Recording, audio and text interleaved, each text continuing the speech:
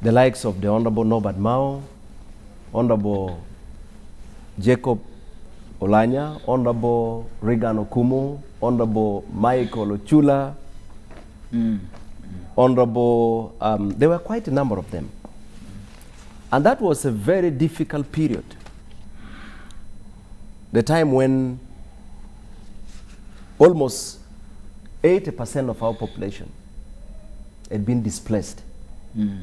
A very difficult period. And that time, and especially my mother, Honorable Cecilia, I'm sure she knows what happened in the north, what the NRA did. So many of the elders had been arrested. Arrested and taken away from home. And there was so much fear in the entire northern Uganda. When you go to Lira, when you go to Lao, you hear the stories of the likes of Omara Tubo. When you come to Acholi, the likes of Tiberi Atwoma, the likes of the late Adimola, and many of the elders who ordinarily would have provided leadership got in that situation. And so new leaders started emerging, and young people, but they came with so much energy. And that was the beginning of what I would call a new kind of politics. And I'm sure you always hear the stories of Honorable Norbert Mao, how he came to challenge the late Adimola and all that. And he was considered a kid that time. So when you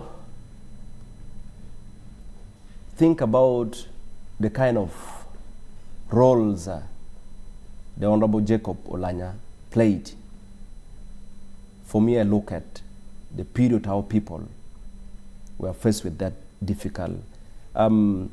Last year, I sent him a picture. I got one of the pictures where Honorable Norbert Mao himself, Ochula, Honorable Zachary Olum, and a few others, together with the cultural and religious leaders, had gone to persuade the LRA. Which year was that? That was in the early 90s. And Ambrose Okulu? Exactly. So they had gone, I think, around Kilak side. So I got this picture. That was last year, November. So I sent him. And immediately he called me back and said, "Won't come? What is going on?"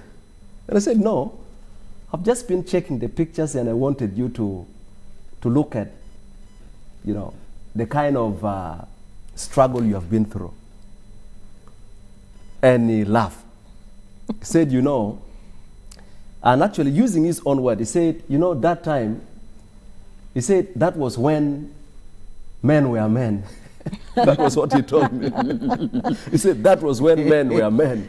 And we all laughed. Yeah, that was a courageous step. Yeah. And then there were many other activities, going to the displaced camps and talking to the population.